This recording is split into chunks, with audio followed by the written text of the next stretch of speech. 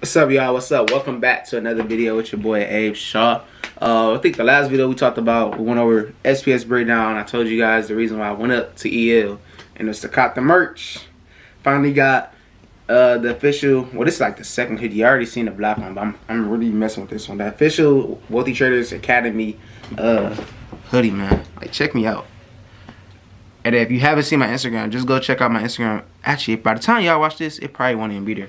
But then on the back, it's the big old red Wealthy Trader logo. Man, this hoodie is fire. Like, I'm really, as soon as I seen it, I'm like, oh yeah, this the one. Like, this cold. Like, I need more. And if you know, you know. This chart breakout, this pattern, was an actual sale that we actually caught 2 weeks ago off the trying to see. Let me see. By looking at the chart, can I tell which pair it was? Breakout, it was a Friday. This was SPS 5.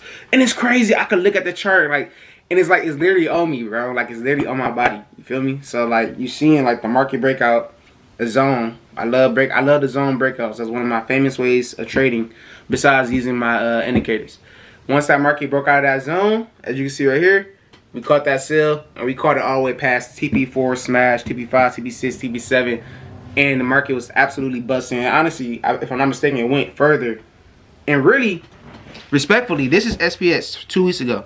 Go look at SPS 500 chart right now. I dang near could do a whole nother market like this, and dang near had a sale go all the way down here. That's how freaking volatile the market has been, and it's absolutely been crazy. So I had to put this on the shirt, because once I drop, when I'm about to drop, y'all gonna see like, oh, bet, how did he cop that? I'm like, zoom in on the picture, zoom in on the hoodie. That's how I cop this, whatever I'm about to show y'all. So look, enough about all that, right? Enough about all that. Today, I'm finally going over KOT4X. There's been a lot of people in my DMs over the weekend. I don't know where this came from. I guess more people are starting to get more hip to what KOT4X, that they're actually doing the funded account challenge and stuff. So I know there's been like a lot of questions in regards to, hey, how's it going for me? Just like little like minor questions that y'all may have. So in this video, I'm gonna go over all the questions that you have, starting with what am I doing with the challenge and how's that going. So for me, I have not started the I think the last video I said I was gonna get ready to start with the academy, but I've still been waiting on certain academy members to actually cop their account. But after this week, that's when, so today is really definitely after this week, because with all this news going on, the market's about to get more volatile. And the new trend, the new way that the market is about to be going is in the other direction. So it's a perfect time to actually, if you're thinking about getting a funded account, this honestly might be the perfect time for you to actually use your strategy and capitalize off of how the market is moving, right? Excuse me. Let alone, like, if you end up buying like my bot this week, then obviously the bot could be another option to pass. But I'm saving that for another video, and you'll see that later. But as of right now, let's strictly just go over like KOT4X and different guidelines, the theme that you guys have been asking me. So first of all, is KOT4X legit? KOT4X is the main broker that I used to trade. Like, I've got withdrawals from them, everything for them so far. My end has literally been legit. Even when it came down to me, as you guys know, go watch the other video if you don't. But stage 1, I passed stage 1. As soon as you pass stage 1, like as soon as you hit the requirements for I was doing a 100K account. So as soon as I hit the requirement of making the 10,000 on an account, I immediately got an email from KOT4X like, hey, congrats, you passed stage 1. I'm not gonna put it on here again. Y'all just go watch the other video. But I immediately got an email, hey, you passed stage 1. Here's your credentials for stage 2. So as soon as I completed stage 1 of the challenge, they gave me the credentials for stage 2, and then you start stage 2 immediately. Once you finish stage 2, I believe after that, once you pass that, if it's as quick as how it was with stage 1, your account will soon go into the verification phase, and then within probably like 1 to 2, or I'll say 2 to 3 business days, that's when they'll reach back out to you and let you know, okay, bet he has passed the challenge. So another big question, and one of the things I told you guys originally, like, was one of my turnoffs was KOT. At first it was like, oh, like, if you pass our challenge, that's cool and all, but you still got to pass our verification. And if you don't pass our verification, we're not going to give you like, if you don't meet like our criteria of what we like to trade, we're not going to give you the account anyway. So what I thought they were saying was, originally when I asked them, like, okay, bet, if I pass your challenge, and then from there and you don't like the way I trade, will you issue me a refund? Right? So at first I thought the answer was no. Like the way the lady was explaining the email, she told me no. But recently, I might shout you out if I can find your name again. But recently, when I was conversating on my first video, there was a lot of people commenting, and there was a guy that was letting me know, like, hey, like they actually gave me a refund from the challenge. Like he passed it and everything, but they just didn't like his credentials or how he was trading. But they still were able to issue him a refund after he passed the challenge if they didn't like it. So with that being said, I like that. I always wanted to do specifically with KOT4X anyway.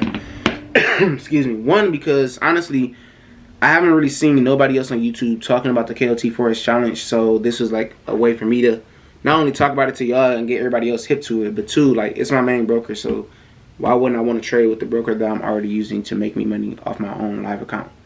And then I can use their funding program to give me more capital to trade with even more money. Like I said before in other videos. Right, so let me find it. Let me find. That's crazy. I remember days where it was like I couldn't even like I was getting comments on, like I wasn't getting comments. Like I wasn't getting like super comments like this. But now like I went from 30 subscribers to now I have at this moment to 108. And I can't wait to look back on this video one day and be like, dang bro, like in this video you was at 108 subscribers. Now you're sitting at 10,000, 50,000 subscribers. Like, it's going to be insane. You feel me? So, let's see.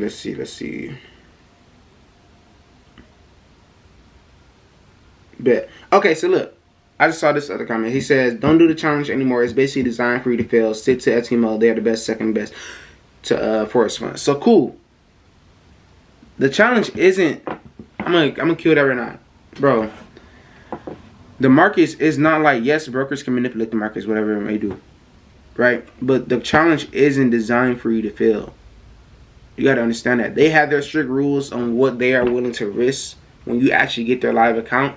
So you have to, like, adhere to those rules, bro. Like, if their risk is, okay, bet you can't lose no more than 10% on the whole account, and then you can't risk no more than 5% on the whole account.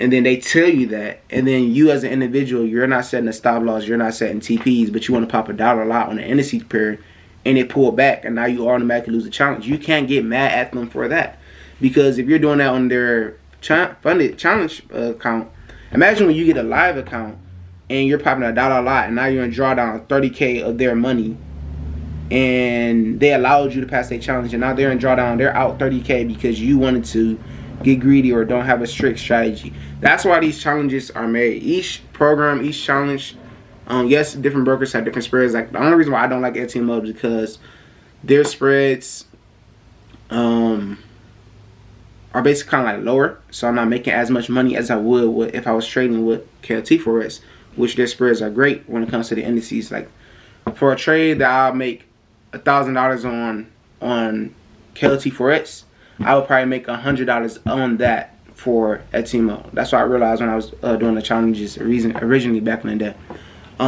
I might get back to it with FTMO later down the road, but like I said, that's their specific rules of how they trade. And if I can't pass how they just because I can't pass the challenge, it's not fair for me to say like, oh, they're scamming or it's not legit. Like, stop. It's because your strategy isn't designed for that challenge. You might have a successful strategy. I'm not even going to cook you. You might have a good strategy, but it might not be what they're looking for, right? It might not fit. Like the way you trade, the higher lot sizes that you use, you got to understand, like if you want to pass these challenges and get these accounts, you're going to have to lower your account size and be honestly mature enough to lower your account size and let those moves, like let each trade that you take to win build and compound interest. Like I stress to my teams all the time. I stress in my sales chat, yes, I have 5 different TPs, but if you're hitting TP1, if you can hit my TP1 success record is honestly, it hits every single time. So I'm gonna dang near say I can really go back and back test every time if I go look at my results and see, I'm pretty sure I have a 100% record of hitting at least TP1 on every single trade I send out. So with that being said, if you know, instead of getting rich, try to get rich off of one trade, trying to pass the challenge off of one trade in one night, you can do compounds of hitting TPs back to back to back to back, constantly showing in your history that you're hitting TPs. And I think somebody did say that in the comments. They were saying like they at least want to see you at least hit 10 TPs like consecutively. They want to see you use, and this is true, they want to see you use why am I stuttering? I want to see you use consecutively, having you using stop losses, using TPs. You're showing that you're using great risk management and that you can manage the account. So even though, yes, you can risk 5% a day on the account, if you show that you're not even risking at least 5%, like you're not even drawdown 5%, but you're only in drawdown 2% or 3%, they're going to be more attracted to you because you're not even using all of the risks that they gave you for a day, let alone being close to what you're going to be using on an account. Like, hopefully that makes sense to y'all. Like, they want to make sure that that's the point of the challenge. They want to make sure that you're actually using great risk management. You can show that you're being great risk management, show that you can be profitable when you're trading, showing that you have consistent profits coming in, or even like the small details. They probably won't even care as much as far as like if it's just $50 profits, but at least you're showing that you're making consecutive profits on the account, right? They don't want to see, oh, he averages $500 in drawdown or $500 in stop loss, but only is making $100 to $200 in profit. You feel me? Like, you get what I'm saying?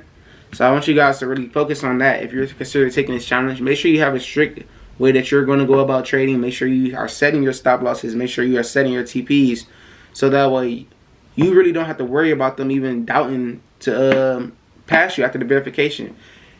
Like, I'm at the point now where there's no reason why I shouldn't pass this challenge, and there's no reason why I shouldn't even pass the verification. Like, there's no reason why they'll be like, oh, I don't want A to trade for me, because I'm actually using great risk management. I'm setting TPs on every trade I'm setting, and I'm being very disciplined on the setups that I'm taking.